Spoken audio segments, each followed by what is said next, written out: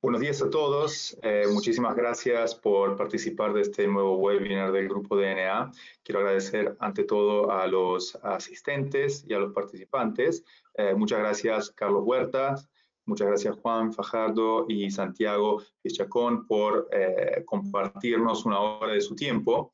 Tal como se publicó, la idea es compartir en esta hora cuál es el impacto que ha tenido esta crisis debido al COVID en sus industrias, en sus empresas, y básicamente cuáles son los aprendizajes y las acciones que cada una de sus empresas ha o está aplicando. Las empresas de ustedes son de rubros diferentes, retail, oil and gas, servicios metalúrgicos. Entonces, el impacto muy probablemente es diferente y por eso esta heterogeneidad es interesante para que podamos sacar más insights hacia todos.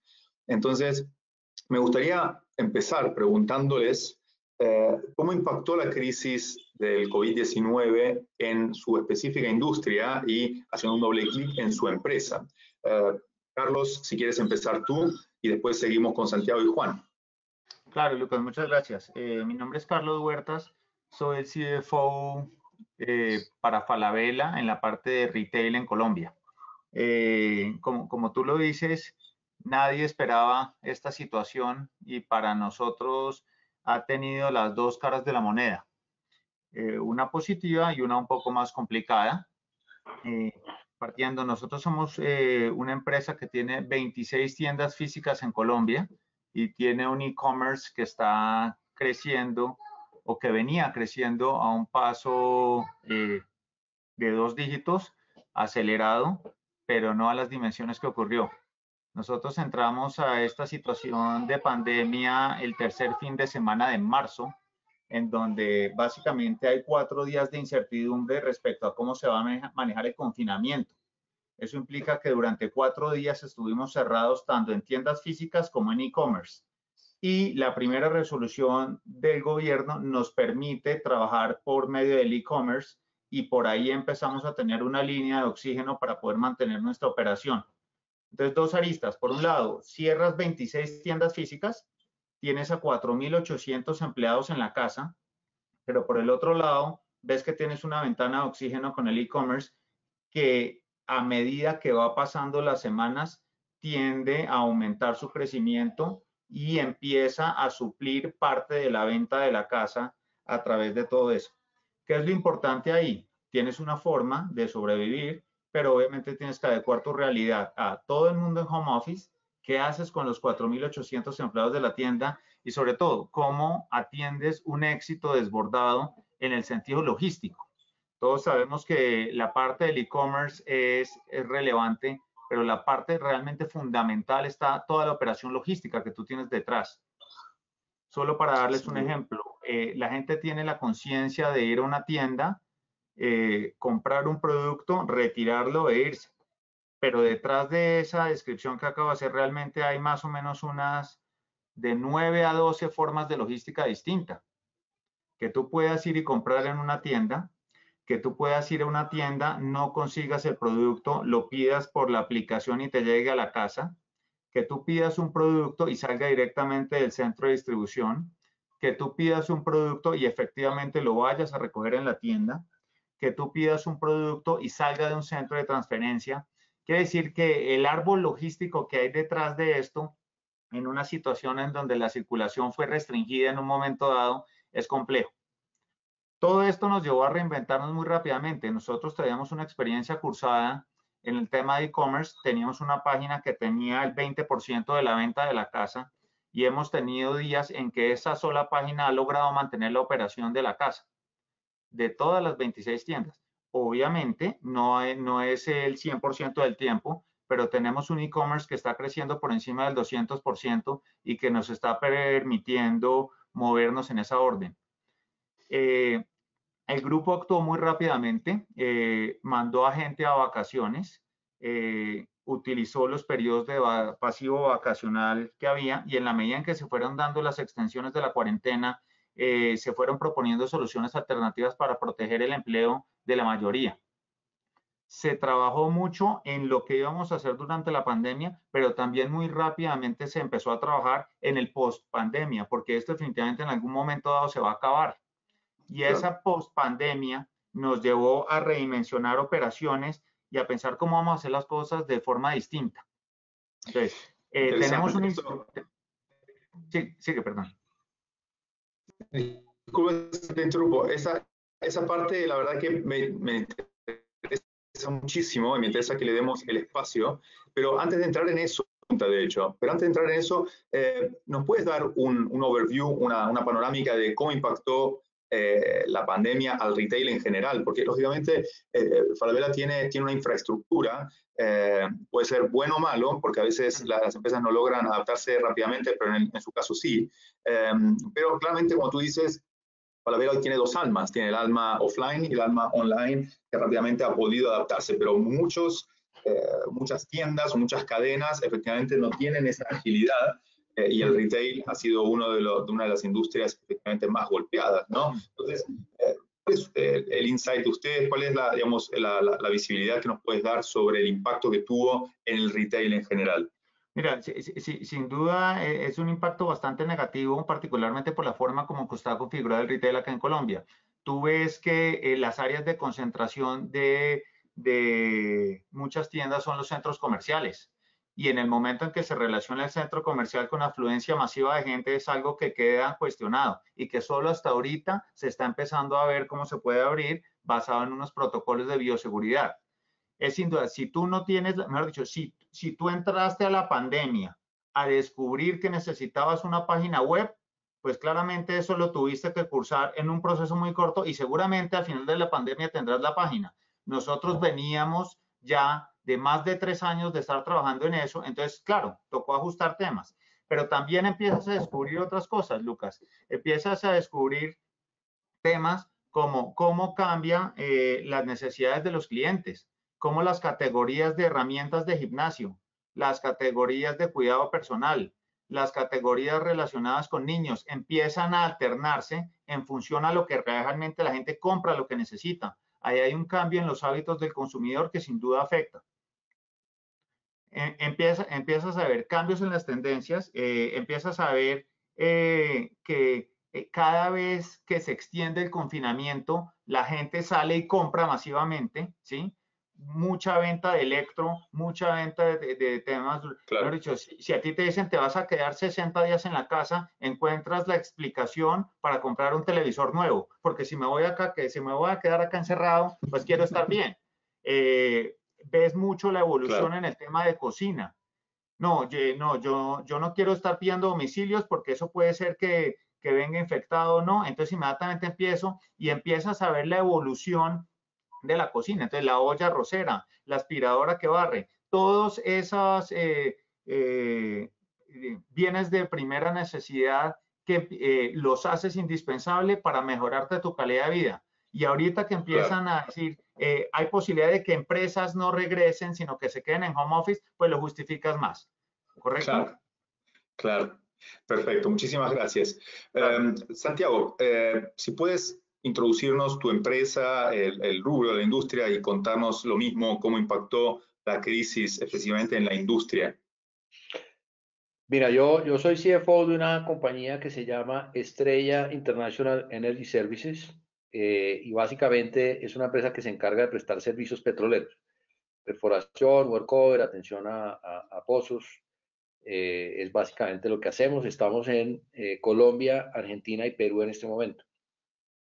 Para nosotros la afectación empezó a ocurrir desde una etapa muy, muy temprana, porque si ustedes recuerdan, pues esto arrancó por la China y en la China empezó a haber una disminución sustancial de actividades, con lo cual el consumo de petróleo en la China disminuyó bastante. Entonces ya a partir de finales de enero, febrero, empezábamos a ver una tendencia de baja de los precios del petróleo y eso va directamente relacionado con nuestra actividad. Nosotros no vendemos petróleo ni dependemos directamente del precio del petróleo, pero entendemos que cuando los precios llegan a ciertos niveles a la baja, todas las operadoras que son los clientes nuestros empiezan a suspender actividades. Entonces ya no quiero hacer perforación, ya no quiero hacer well services, voy a a parar a ver qué pasa con esto, porque los costos en ciertos ámbitos de las operadoras, pues simplemente no dan. En Colombia, digamos que hay muy pocos campos petroleros que pueden llegar a operar en niveles de $30 barril o algo así, pero la gran mayoría pueden tener retorno de sus costos en niveles de 40 hacia arriba. Entonces, ya desde ese momento en febrero empezamos a ver cómo se nos iba a ir bajando la actividad. Y en principio logramos reaccionar muy rápido con muchas acciones concretas para atacar rápidamente los temas. Y ese para mí es uno de los primeros aprendizajes de la crisis. Uno no se puede poner a esperar y analizar diferentes escenarios de mediano plazo y discutirlo mucho. Hay que tomar acciones rápidas, concretas, que ataquen los problemas en concreto. Entonces, por ejemplo, una de las primeras actuaciones que hicimos en febrero, hablar con los bancos. Claro. Santiago, te interrumpo ahí solo para cerrar esta primera ronda de preguntas y después empezamos, si les parece, con las acciones que han tomado, efectivamente, que es el corazón de la charla. Juan, bienvenido. Si te puedes presentar igualmente a los otros y comentarnos cuál fue el impacto. Claro que sí, Lucas, muchas gracias. Yo soy vicepresidente de Finanzas y Administración para Bekaert. Bekaert es una compañía belga transformadora de acero y tenemos operaciones en toda la región de Latinoamérica, desde México hasta Chile. Es una empresa principalmente manufacturera B2B, donde estamos manejando 9 plantas en la región, en Centroamérica, en Venezuela, Colombia, Ecuador, Perú, 3 plantas en Chile, y fuera de eso, pues diferentes procesos de producción y comercialización de diferentes productos. Y estamos en muchos sectores, estamos en agricultura, en construcción, en minería, en consumo masivo. Así que realmente es una empresa industrial y ahí es donde tú puedes empezar a sentir cómo fue el impacto. Mira, el impacto para nosotros y para la industria dependió mucho de país. Una cosa es lo que estamos viendo, por ejemplo, en Chile, o contra lo que vimos en un Ecuador o un Perú, o lo que estamos viendo hoy en día en Colombia o Centroamérica. Y está todo muy ligado y relacionado al tema de que los gobiernos nos dejaron producir o no producir. Tuvimos lockdowns muy fuertes en Ecuador, en Perú, inclusive un poco en Colombia, que ya se ha venido flexibilizando, mientras que en Chile la situación fue muy diferente. Dependiendo de la situación país y de la capacidad de producir que tuvimos, pues el impacto fue diferente en cada una de estas regiones. Claramente, el impacto se siente y lo vivimos principalmente en el mes de abril, pero por otro lado, en el caso nuestro estamos muy enfocados en diferentes sectores que han sido críticos y estratégicos para los diferentes gobiernos de la región. Les acabo de hablar de agricultura, les acabo de hablar de infraestructura, les acabo de hablar de minería, y esos son nuestros principales sectores. Entonces, a pesar de que se ve una caída en la demanda significativa, la hemos empezado a ver una recuperación en los últimos meses y semanas relacionado con la apertura que se está empezando a ver en los diferentes países de la región. Entonces, en general es un efecto mixto y, pues bueno, ahorita más adelante vamos a hablar de las acciones que estamos tomando. Perfecto. Claro, porque ustedes están en una plétora de servicios, de industrias, digamos, muy diferentes, ¿no? Me imagino que cuando uno habla efectivamente de agricultura o de energía, igual los utilities se siguen usando. La gente no va a las oficinas. Claro, las fábricas, las industrias no producen, pero la gente, electricidad se sigue produciendo y no viene afectada. Por lo menos esa es la experiencia que nosotros vemos, sobre todo las renovables. Continúan produciendo normalmente, agricultura también, porque es un bien efectivamente básico. Me imagino que efectivamente el efecto mixto se debe a esto, ¿no? Algunas de estas industrias casi ni fueron impactadas. No, es correcto. Y nuevamente, depende mucho de los países. Claramente los impactos se ven mucho menos fuertes en un país como Chile, probablemente en un país como Colombia, y donde empieza a haber uno donde fueron más restrictivos, caso Ecuador, caso Perú, pues empieza a haber una situación diferente. Claro. Perfecto. Entonces, ahora sí, entrando un poco en el corazón de la charla, efectivamente, ¿cuáles son las medidas que han tomado como empresa en este periodo y que también puedan sugerir a los asistentes, que son gerentes generales, directores de empresas, y como todos tienen sus preguntas, sus dudas, y tener respuestas de grandes empresas como las de ustedes puede ser una guía? Digamos que a nivel de actividad, como comentaba Carlos, efectivamente, a nivel de captación, como comentaba Santiago, pero también reestructuración, sistemas de control. Digamos, ¿cuáles han sido las medidas que han adaptado en cada una de sus empresas? Carlos, si quieres empezar, seguimos el mismo flujo. Claro, mira, sin duda, como te comentaba, hay muchos aprendizajes de esta situación de confinamiento. Lo primero es quitar el mito del home office. Nosotros éramos particularmente reacios, éramos creyentes firmes de estar en la oficina, reunidos y todo, y esto nos llevó a otra instancia inmediata. Tener la posibilidad de adaptar el home office de una forma muy rápida, digo, tiempo récord, fue algo que nos demostró desde el inicio de la pandemia cómo iba a funcionar esto. Crear VPNs, crear los mecanismos de seguridad y sobre todo cuando te empiezas a enfrentar a situaciones en las que sabes, nosotros en nuestra oficina principal somos 600 personas. Lo que estamos estimando es que no puedan volver más de 250 personas al tiempo, por las normas de bioseguridad, por el distanciamiento social y por lo que todo ello involucra. Esto claramente lleva a que tengas que redefinir espacios y a cambiar las formas de hacer las cosas. Tienes 4.800 empleados que trabajaban en distintas mallas de turnos en las distintas tiendas. Empiezas a ver cómo puedes utilizar esa fuerza productiva de cara a trabajar con jornadas más reducidas, a trabajar con protocolos de bioseguridad, pero sobre todo a cambiarles también el chip. Usted puede vender desde su casa con un teléfono, usted puede comercializar, usted puede ayudar en el call center y le encontramos, empezamos a trabajar en que la gente encuentre una experticia adicional en el que puede hacer para que permita apalancar otros temas. Nosotros tenemos un buen volumen de despachos, claramente tenemos mucho ruido andando en las redes sociales por entregas que están incumplidas, pero el trabajo logístico que se hace detrás de cara a cumplir las expectativas lleva a que nos reinventemos muchos. Entonces, aunque mucha gente salió a licencia no remunerada, nosotros reconociéndole el 60% del sueldo, también empezamos a reincorporar gente porque hay proyectos que se están desarrollando que no solamente son la presencia en la tienda física, que requieren mayor actividad. Como área de finanzas, no han sido menos de 18 los escenarios que hemos hecho de cara al fin de año y en función al día a día que estamos viviendo. De hecho, yo creo que cuando salimos el 12, 13 de marzo a una situación de confinamiento, pues pensábamos que podrían ser 15, 20 días, pero ya vamos para 2 meses y medio. Y aunque vemos que ya no tiene reversa y se empiezan a abrir cada vez más los sectores, pues también hemos visto experiencias como la de China, donde abrieron los centros comerciales y el tráfico de gente no supera el 30% del tráfico inicial.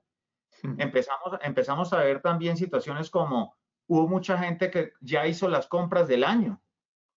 Es decir, aprovechó, compró todo lo que tenía que comprar y muy seguramente se guardará consumo. Y el consumo también se puede estar afectando. Entonces, toda esa serie de elementos nos lleva a pensar en una visión de largo plazo de negocio, pues las cosas no se volverán a hacer como antes. Desde finanzas, ¿qué hicimos? Pues claramente blindar el flujo de caja, tomamos los créditos necesarios para sobrevivir y sobre todo siendo responsables y hablando de frente a los empleados en qué se puede mantener y qué no se puede mantener. Tácitamente eso ha llevado a reestructuraciones puntuales de una menor cantidad de la planta, pero conservando el grueso que es el personal de las tiendas. Perfecto. Y comentabas que han reinventado a algunas de las personas, o sea, básicamente claro. Han movido personas a nuevos cargos requeridos en este nuevo escenario. Claro, mira, cuando tú tienes mallas de 250 personas por tienda, las tienes quietas en la casa, le ves a todo el mundo cara de colaborar. Puedes poner gente en el call center, puedes poner gente Puedes poner gente a hacer distintos trabajos de cara a cubrir la necesidad latente, que es mantener el estándar de servicio al cliente y garantizar el flujo de procesos. Obviamente, a gente más capacitada y también en donde se identifican talentos ocultos que anteriormente estaban ligados estrictamente al trabajo presencial. Claro, sin duda. Ahora, la transformación logística que estabas comentando antes, me imagino que ha sido no menor. ¿Nos puedes contar algo sobre esto? Claramente es un tema bastante complejo, ¿no? No creo que sea fácilmente resumible, pero si puedes darnos una visibilidad sobre esta transformación. Mira, claramente cuando empieza a haber tendencias de cambio en los consumidores y identificas que hay unos productos ganadores, tienes que proceder a estoquearte, a tener el insumo para que simplemente no se te agote. Entonces tienes que hacer negociaciones lo suficientemente sólidas. Tienes que trabajar con tus aliados de cara a tener plazos para preservar la caja. Tienes que tener stock en determinados centros, es decir, los productos que más se venden los pones en los centros de transferencias para reducir el tiempo en la promesa del valor del cliente y que efectivamente lleguen. Todo este tipo de elementos llevan a que la logística tenga que estar muy bien coordinada. Claro.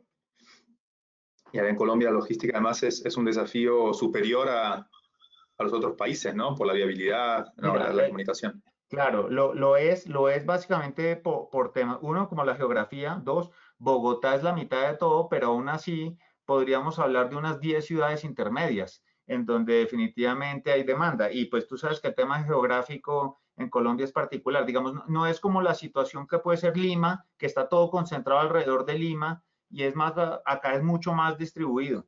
Y eso obviamente involucra que cuando pues tienes una página web que todo el mundo ve, tienes posibilidad de pedir desde donde sea.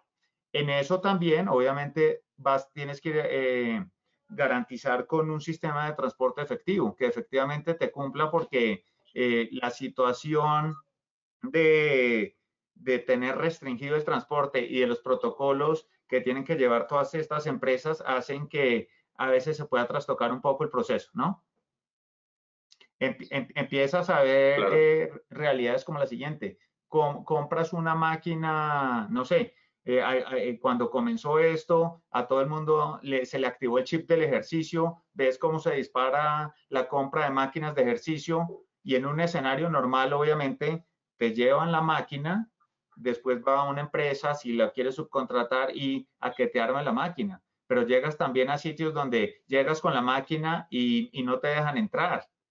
Entonces, todos esos procesos tienen un know-how y un aprendizaje que hemos ido llevando en estos días. Perfecto. Muchísimas gracias. Muchas gracias, Carlos. Santiago, ¿nos puedes contar de tu parte cuáles han sido efectivamente las medidas? Nos estabas comentando que lo primero que hicieron fue hablar con los bancos, por ejemplo. Sí, nosotros, insisto, desde una etapa muy temprana empezamos a ver las acciones que debíamos tomar porque sabíamos que se nos venía un ambiente de baja de demanda y no estaba bajando la oferta de petróleo en el mundo. Eso nos iba a llevar a precios más bajos y eso nos iba a llevar a inactividad.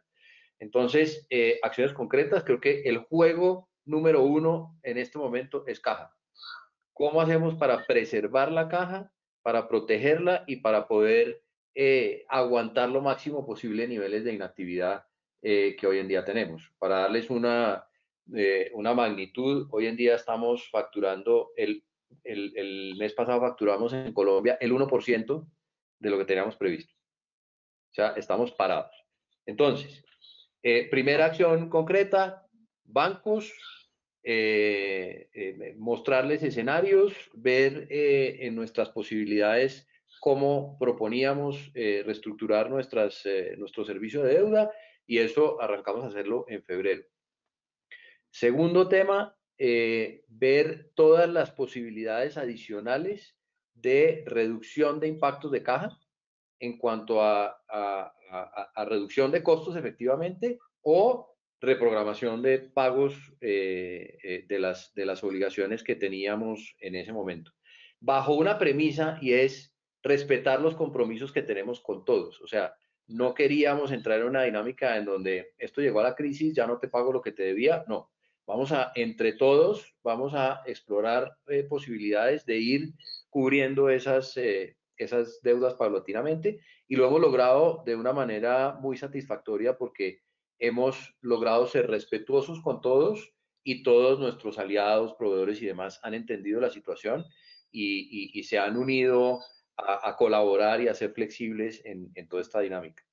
Otra de las cosas que desde el principio hicimos y nos preocupamos mucho fue por mantener al talento humano involucrado, informado, activo, siendo, y algo mencionaba Carlos, muy honestos con los escenarios posibles, es decir, sin llamarnos a engaños.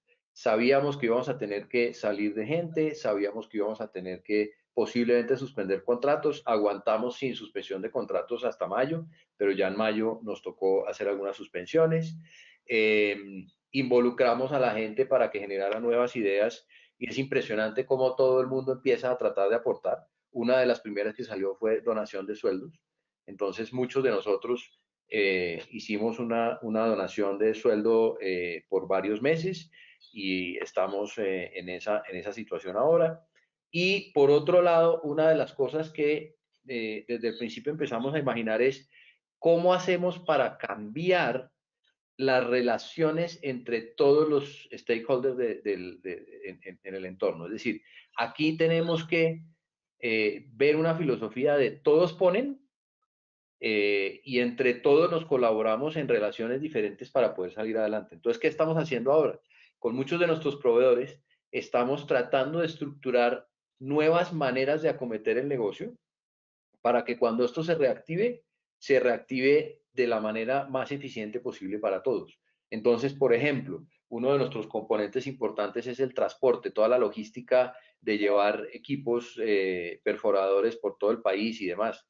Y siempre tenemos una relación proveedor-cliente en donde el proveedor de transporte me quiere cobrar mucho, yo le quiero pagar poquito y empezamos a negociar y tal.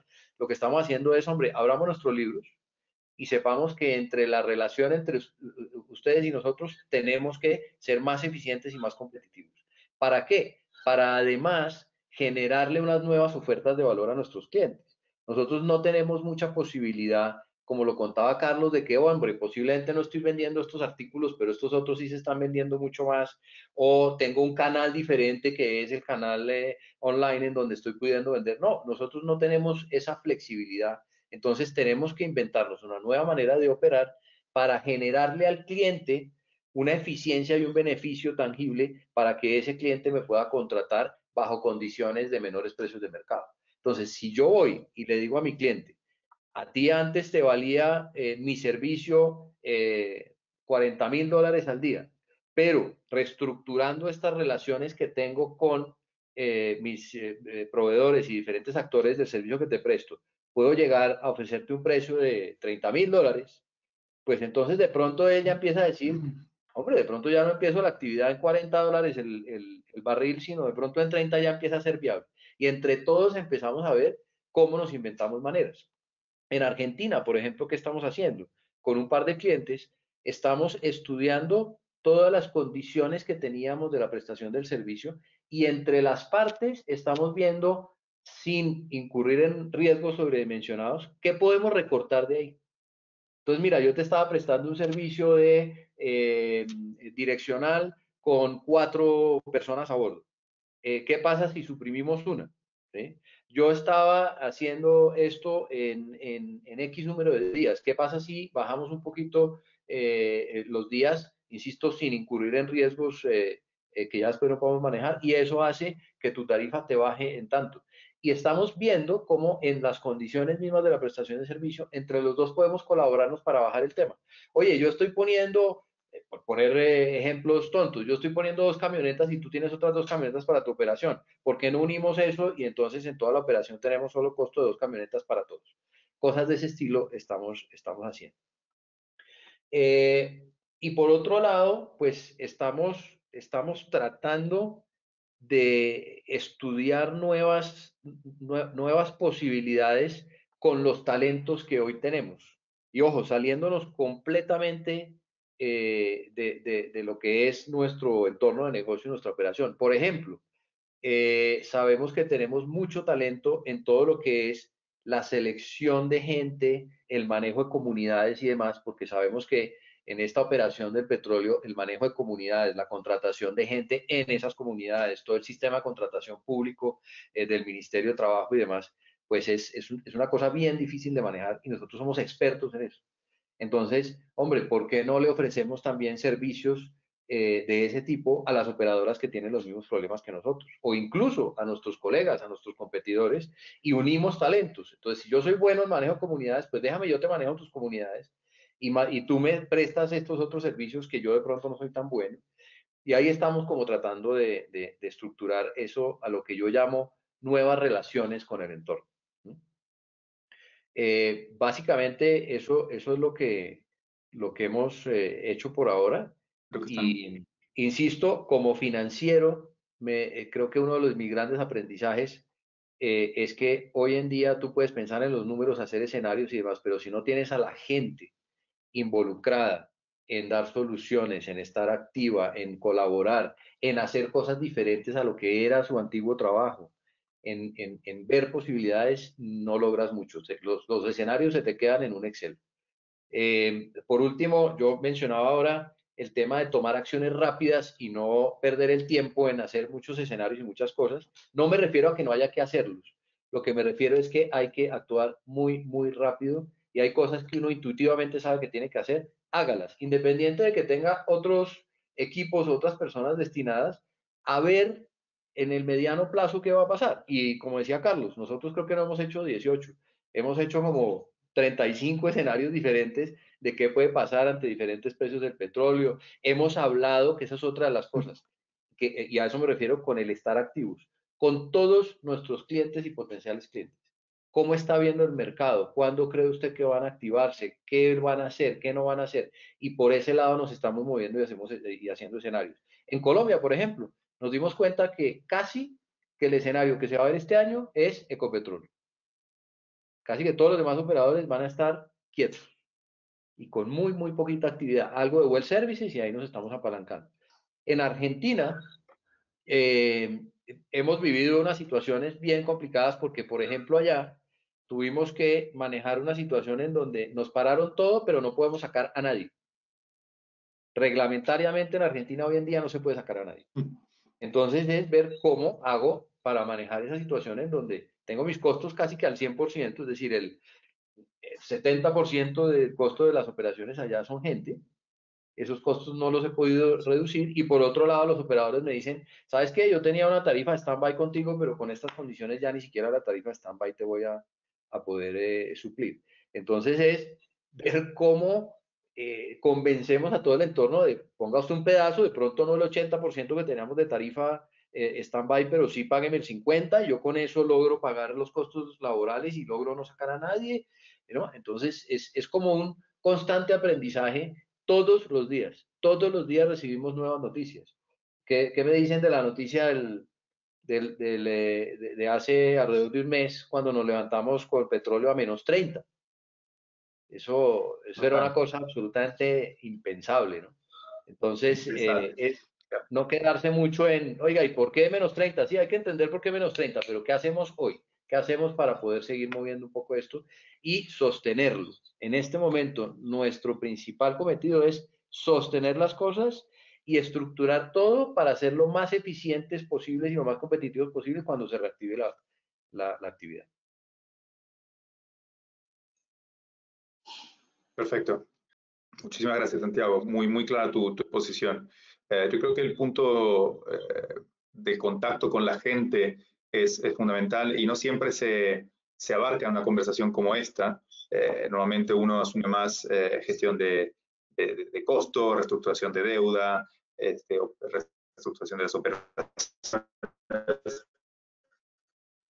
Pero efectivamente, lo que hace una empresa es la gente, ¿no? Y realmente tener las personas informadas y participativas, básicamente, de lo que es la situación, o lo que estamos viendo es una de las claves en el manejo de esta crisis, ¿no? Tener las personas cerca, informadas con la máxima transparencia efectivamente de cuál es la situación, sin esconder nada básicamente, porque no, las empresas están sufriendo no por su culpa o no necesariamente por su culpa, sino que por una situación exógena.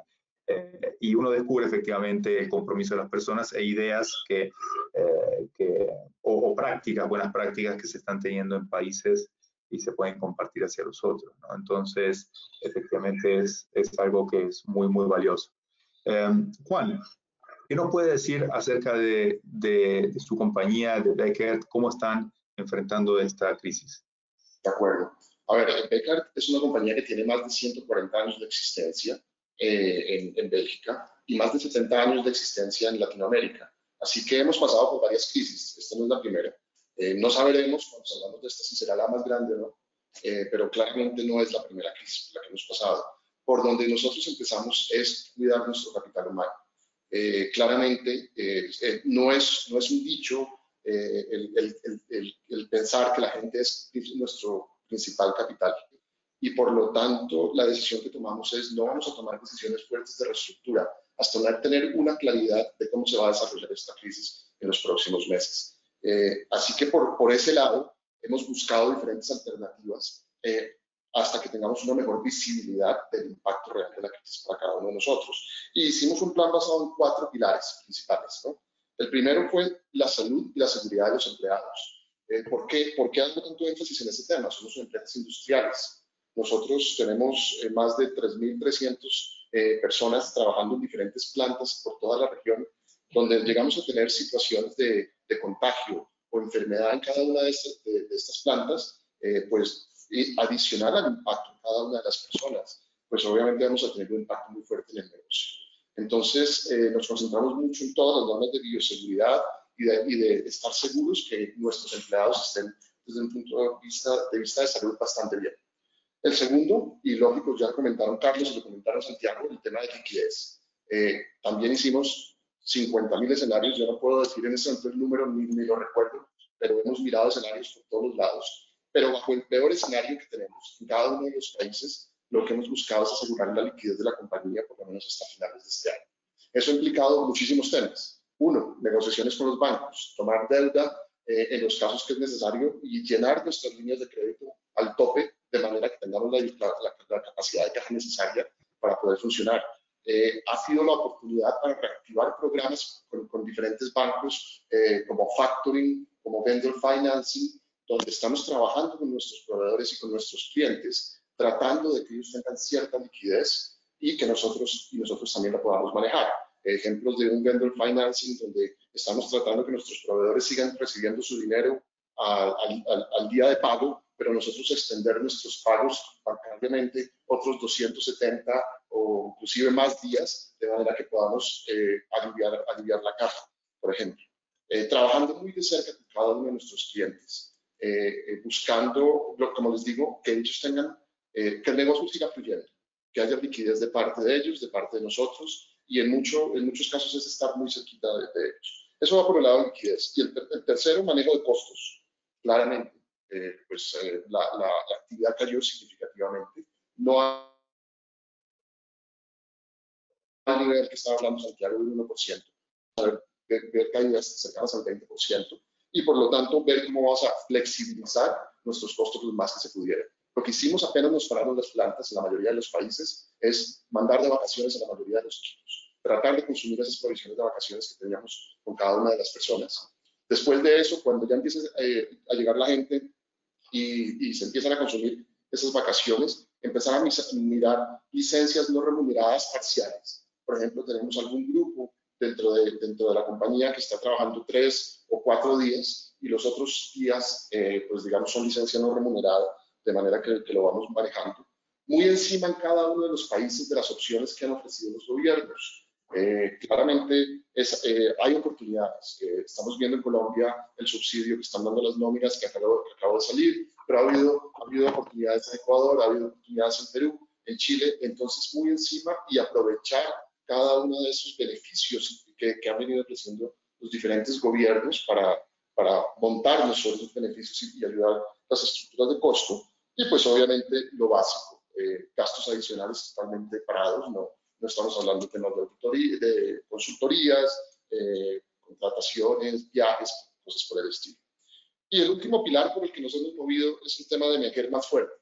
Al final del día, esta es una crisis que nos está enseñando a todos a hacer las cosas diferentes. Y han salido cosas muy buenas de esta crisis, de cómo podemos trabajar como equipos de finanzas, cómo podemos trabajar como compañía y por lo tanto cómo asegurar que vamos a tener una posición más fuerte cuando salgamos de esta crisis. Ahí estamos empezando a trabajar automatización de muchos procesos. Por ejemplo, en las áreas de flujo de caja, en las áreas de escenario. Hemos logrado ver cómo hemos capacitado nuestra fuerza de ventas en los diferentes países para estar más cercano al cliente, cómo hemos afianzado las relaciones con cada uno de los clientes, de manera que buscamos salir más fuertes. Y alrededor de esos 4 pilares nos hemos venido moviendo estos meses, ¿no? Esperando cómo se desarrolla la crisis y con base en eso, pues, ya tomar decisiones un poco más de mediano plazo. Perfecto. Perfecto, muy interesante tus puntos también. Finalmente, como tú estás comentando, hay muchos aprendizajes que, por ejemplo, la automatización de algunos procesos, que llegan para quedarse, básicamente. No van a volver, las empresas no van a volver a ser como eran, muy probablemente. Entonces, específicamente, me gustaría sondear con cada uno de ustedes ¿cuál va a ser el estatus que ustedes proyectan una vez pasada esta crisis? ¿Están proyectando volver, asumiendo que el mercado vuelva a su estado pre-crisis? ¿Cómo proyectan su empresa? ¿Están pensando volver exactamente, aunque gradualmente básicamente, pero exactamente a la situación de antes o creen que efectivamente esto va a ser la oportunidad para volver a un nuevo estado más eficiente, en el retail, más orientado al online, con tiendas más pequeñas, por ejemplo, o menos tiendas, lo mismo, menos personas para hacer lo mismo de antes? Entonces, ¿cuál va a ser su versión 2.0 post-crisis? Ok. Carlos. Bueno, bien, no, sin duda es un trabajo que se viene haciendo inclusive antes de la pandemia. Cuando ves el retail y ves tiendas de 8.000, 9.000 metros de 3 pisos y empiezas a ver el tema del tráfico de gente, de qué empieza a ver la gente, pues ya implícitamente habíamos arrancado ese trabajo. ¿Cuál es la tienda del futuro? ¿Cómo concentramos mayor experiencia? ¿Cómo lo hacemos más un tema de showroom? ¿Cómo empezamos a migrar ese concepto de simplemente voy y descuelgo a tener una experiencia dentro de la tienda? Y eso se empezó a vivir tal vez en 2, 3 temporadas antes de todo esto. Que efectivamente ves una aceleración de las automatizaciones de cara a cubrir los procesos operativos, pero como yo lo he transmitido a mi gente, no es vamos a automatizar para reducir, sino vamos a automatizar para tener una mayor cantidad de procesamiento. Es decir, si antes hacías 2.000 transacciones, tienes que ser capaz de hacer 6.000 transacciones con la misma gente, claramente acompañada de robots, de controles y todo eso. Es esto en medio del problema de salud que hay, es una gran oportunidad. Mucha gente le pierde miedo al e-commerce. Oiga, es que si yo compro efectivamente y pago, sí me llega a la casa. Entonces, cuando tienes la experiencia una vez y la repites y te puedes volver en consumidor habitual y, oiga, de verdad no tendría que salir para poder adquirir esas cosas. Entonces creemos que definitivamente el online gana participación, claramente no a los ritmos que estamos viendo, que realmente son inusitados, porque cuando tienes a todo el mundo bloqueado, claramente el traslado físico se convierte en un issue, pero sí creemos que mucha gente dio el paso de cara a tener una experiencia virtual mucho más fácil y mucho más amable. Tiendas no creo que se dejen de abrir, definitivamente. El roadmap es amplio y es a largo plazo, y han habido épocas difíciles y han habido otras que no, pero claramente siempre habrá la posibilidad de revisar locaciones, movimientos, de acuerdo a lo que vaya viviendo el mercado. Dependerá mucho del consumo, ¿no? Del consumo y de la posibilidad de recuperación que indique ahí, pero sin duda el negocio entra a formar parte también de un proceso de ecosistema que venimos trabajando en el grupo. Y es cómo trabajamos con clientes del banco, cómo trabajamos con clientes de Home Center, cómo trabajamos con clientes de seguros, que son distintas empresas que el grupo también tiene en Colombia, no solamente el retail.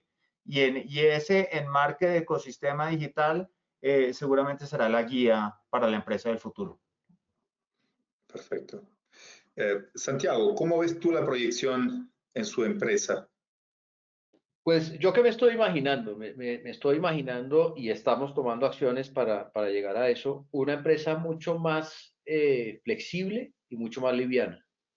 Creo que estos son oportunidades para darse cuenta qué realmente yo tengo que tener dentro de mi estructura, que me genera unos costos fijos, que me vuelve un poco inflexible, que me vuelve vulnerable ante las posibilidades de fluctuación del mercado, y qué no debo tener. Hay muchas cosas, muchos talentos que uno va trayendo a la organización, y muchas actividades que podrían variabilizarse o flexibilizarse de acuerdo con los niveles de actividad. Allá estamos apuntando un poco, estamos también automatizando muchas cosas, entre otras, yo les contaba ahora todo este tema del relacionamiento con los transportadores, con las comunidades y demás, y hemos encontrado que hay mucha intermediación en el camino. Y con una herramienta que conseguimos, estamos haciendo una alianza con una compañía experta en el tema, vamos a apalancarnos en esa herramienta para llegar directamente a los dueños de los camiones, a las personas de las comunidades, y eso además lo vamos a volver también una cosa interesante desde el ámbito social. Entonces, eso nos permite tener mucha menos estructura, bajar la estructura nuestra, flexibilizar y apalancarnos en herramientas tecnológicas para poder ser más eficientes. Por otro lado, pues esto también nos va a llevar mucho a reducción de utilización de espacios físicos. Seguramente reducciones importantes de CAPEX, porque lo que vamos a buscar es ser más integradores que tomadores de posiciones propias. Entonces, por ejemplo, hay mucha gente en el mercado con equipos y sin posibilidad de operar. Nosotros somos expertos en operación.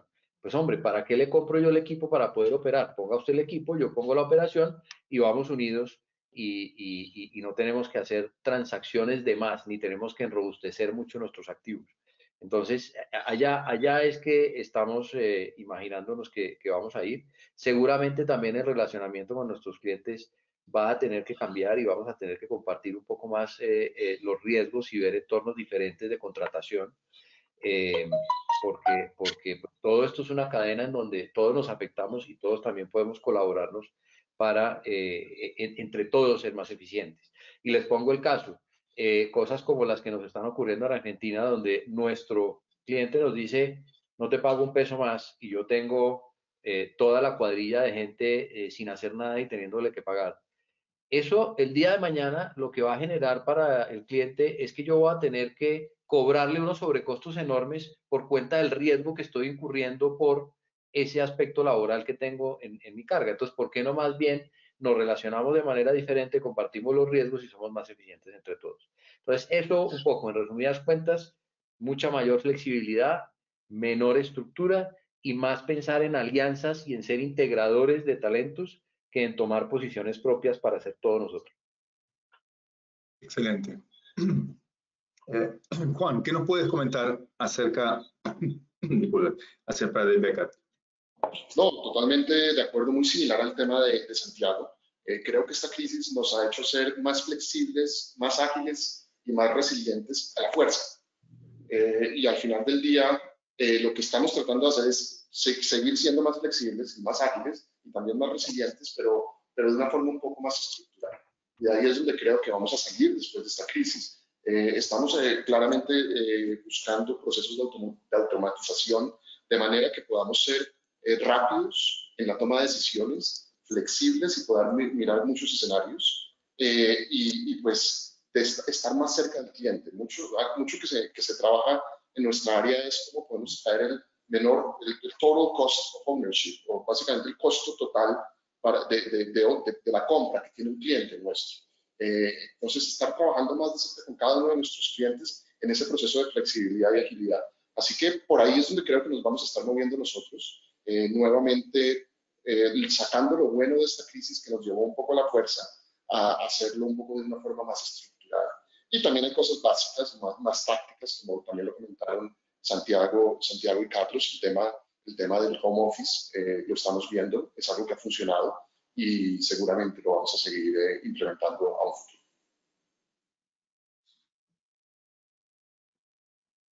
Creo que perdimos a Lucas. Sí. Perfecto. Ya vamos a empezar a reemplazarte. No te oímos.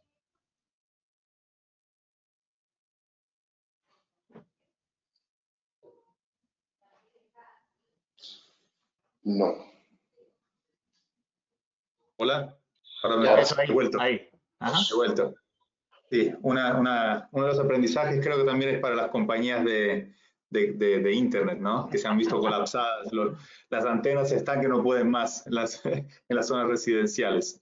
Así que lamentablemente se desactiva. Me he perdido lamentablemente la última parte de tu respuesta, lo siento mucho, pero lo voy a ver en la grabación. Tenemos un par y nos da para una pregunta antes de terminar el webinar.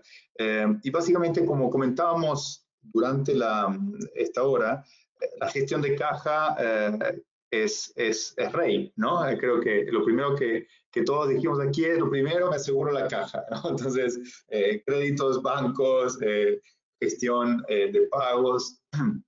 Entonces, la cadena efectivamente de pagos es crítica. Ahora, la pregunta que nos hacen es, ¿cómo puedo hacer, cuál puede ser una buena estrategia en lo que es el cobro, la gestión del cobro, sin llegar a dañar la relación con los clientes o, por otro lado, con los proveedores, el pago, ¿no? ¿Han pensado o han ejecutado algún tipo de estrategia o de solución al respecto? Sí, yo creo que en ese rubro particular, lo mencionó Santiago, pero era primordial blindar la cadena de pagos. En el momento en que tú rompes la cadena de pagos, empiezas a afectar tanto verticalmente a mucha gente y ahí es donde vale la pena hablar antes de que eso suceda, ¿correcto? Nosotros logramos negociaciones y logramos hablar muy rápidamente con los principales proveedores de cara a salvaguardarlos y a que tuvieran plena claridad de cuál iba a ser la situación en adelante. Claramente hay un resentimiento de la cartera, pero en nuestro caso, la parte que se vende institucionalmente todavía no pesa tanto sobre el B2C que manejamos. Entonces, pues en ese sentido es ir acompañando a las empresas en la medida en que puedan ir cumpliendo con sus obligaciones, pero como digo, yo creo que lo hemos mencionado a lo largo de la charla, acá hay que mantener una disposición y un diálogo constante en razón a lo que todo el mundo está viviendo al tiempo. En eso, arrendadores, proveedores, prestadores de servicio, servicios como aseo, servicios como vigilancia, todo ha sido una comunicación constante de cara a tener a todo el mundo en la misma página y sobre todo honrar los compromisos. Perfecto. Sí, de acuerdo. Para mí, digamos, la principal de las estrategias es la buena voluntad y la buena fe. Uno se da cuenta cuando alguien se apalanca en la crisis para simplemente omitir sus compromisos y eso no es lo sano. Y asimismo, uno tampoco debería apalancarse en que no, simplemente estoy de crisis, entonces llámame en 3 meses a ver si te puedo pagar. Creo que en ese diálogo abierto, transparente, de buena fe, se pueden lograr cosas maravillosas. Yo he tenido ejemplos tanto muy positivos como muy negativos. Por ejemplo, con el famoso tema de los arriendos.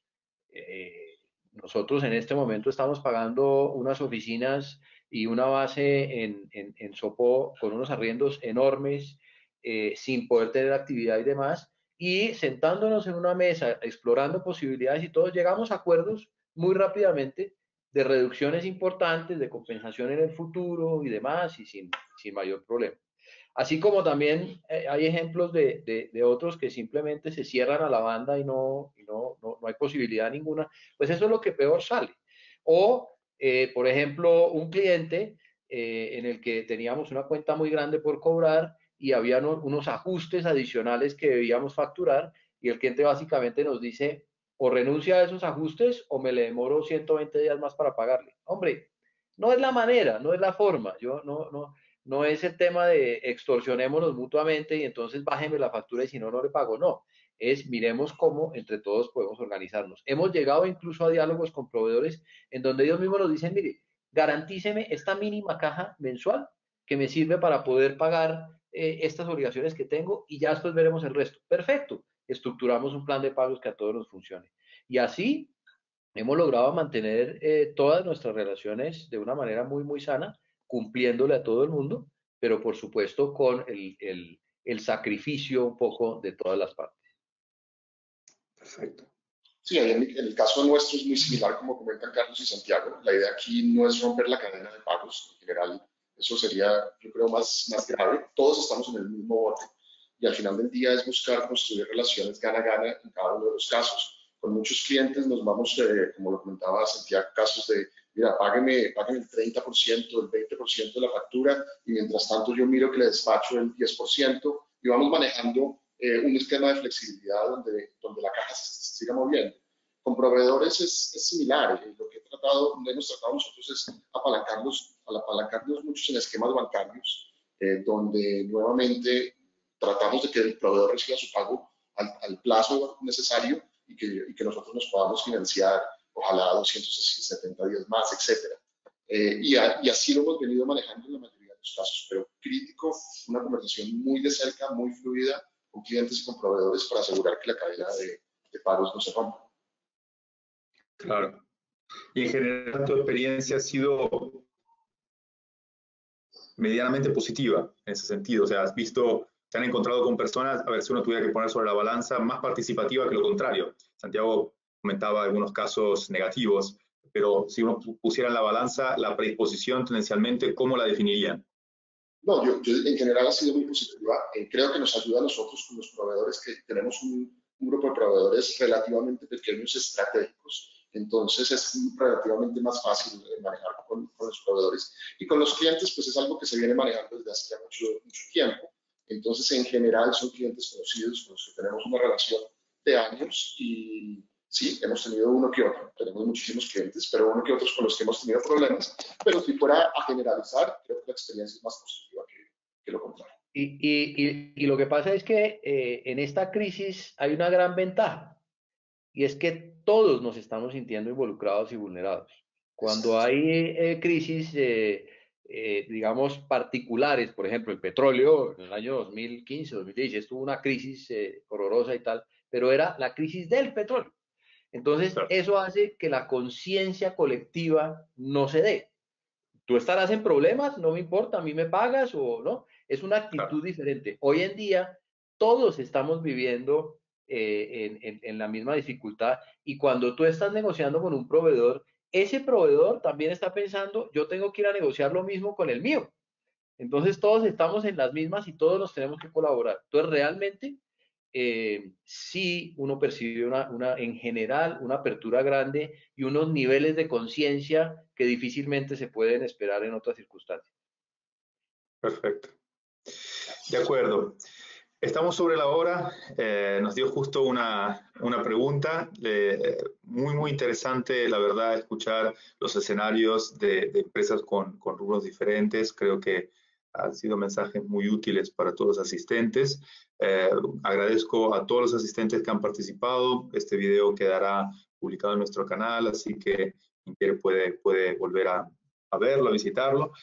Y seguiremos con nuestro calendario de webinars. Estamos cubriendo diferentes aspectos de lo que es este nuevo escenario en el que nos encontramos, así que esperamos poderlos ver nuevamente ahí. Muchísimas gracias, Juan, Santiago y Carlos, por su participación. Nuevamente agradecido por su tiempo y por el mensaje entregado a todos. Así que los saludo y nos vemos en unos días más. Gracias por la invitación. Gracias. Muchas gracias.